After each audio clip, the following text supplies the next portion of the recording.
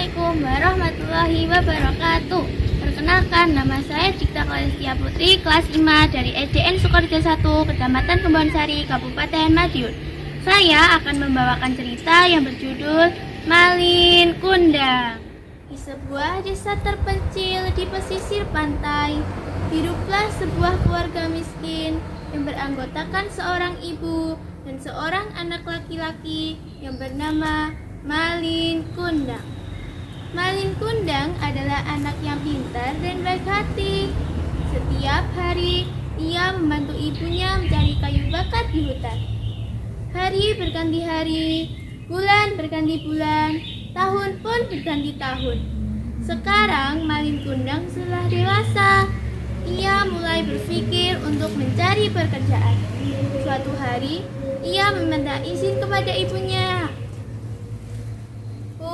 Malin ingin pergi dan bekerja di kota supaya bisa membantu ibu. Tapi nak, di sini ibu hanya punya kamu. Jangan tinggalkan ibu sendiri, nak. Malin kasihan melihat ibu yang terus-menerus mengurusku. Sekarang kan Malin sudah dewasa. Izinkanlah Malin pergi, Bu. Ini semua untuk kebaikan kita. Awalnya sang ibu merasa berat untuk mengizinkan Malin Kundang pergi. Namun setelah melihat keinginan Malin Kundang yang begitu besar, sang ibu tidak dapat menahannya. Baiklah nak, tapi kamu harus selalu ingat sama ibu ketika kau sudah sukses nanti. Keesokan harinya, tibalah saat bagi Malin Kundang untuk pergi berlayar.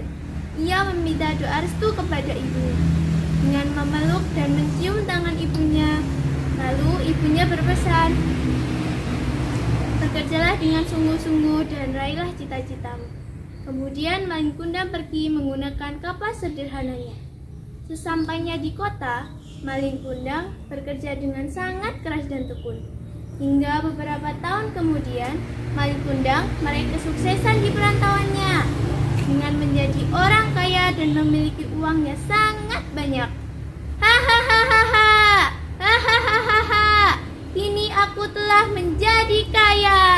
Hahaha, hahaha. Tak hanya itu, sekarang Malin Kundang sudah memiliki istri yang sangat cantik jelita yang merupakan anak dari majikan Malin Kundang.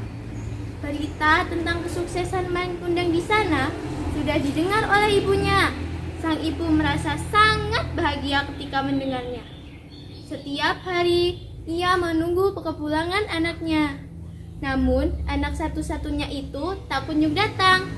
Suatu hari, istri yang sangat dicintainya itu bertanya mengenai ibu Malin Kundang dan ingin menemuinya.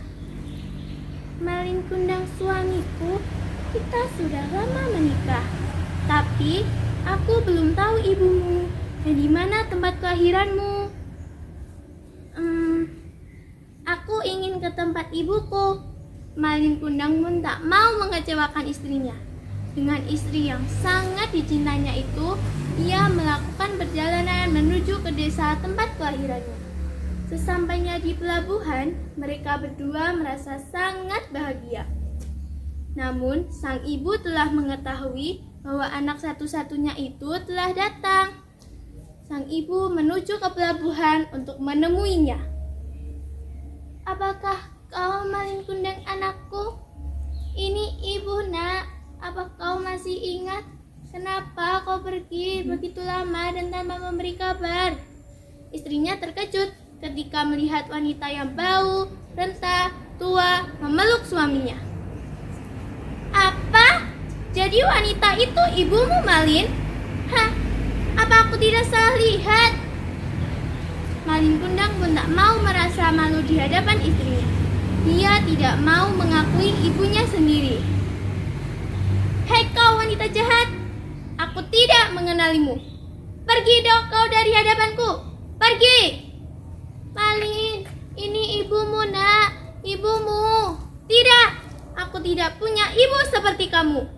Sudah tua, degil, jahat lagi. Pergi kau dari hadapanku. Pergi.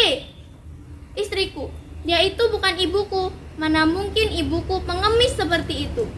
Sudahlah, Ayo kita pergi meninggalkan tempat yang kotor ini. Malin, jangan tinggalkan ibu lagi, nak. Jangan tinggalkan ibu lagi. Sudah aku bilang, aku tidak punya ibu seperti kamu. Pergi kau dari hadapanku.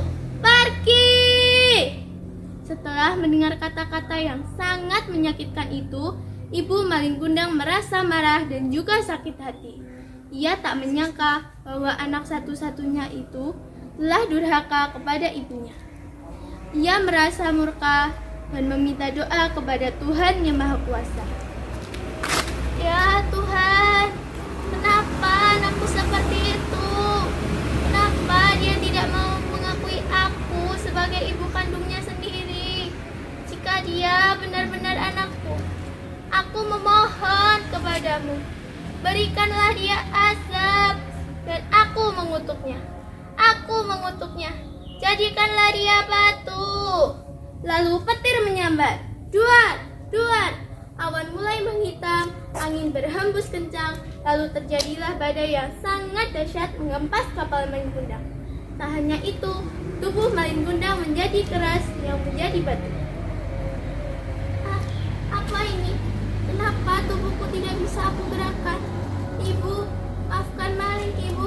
Maafkan Malin. Ibu. Tubuh Malin Kundang menjadi batu yang menyatu dengan karang. Nah, teman-teman, dari cerita Malin Kundang ini kita dapat mengambil hikmah di dalamnya, yaitu kita tidak boleh durhaka kepada kedua orang tua kita, apalagi ibu kita, karena ibu kita lah yang melahirkan dan merawat kita sejak kecil. Sekian cerita dari saya. Wassalamualaikum warahmatullahi wabarakatuh.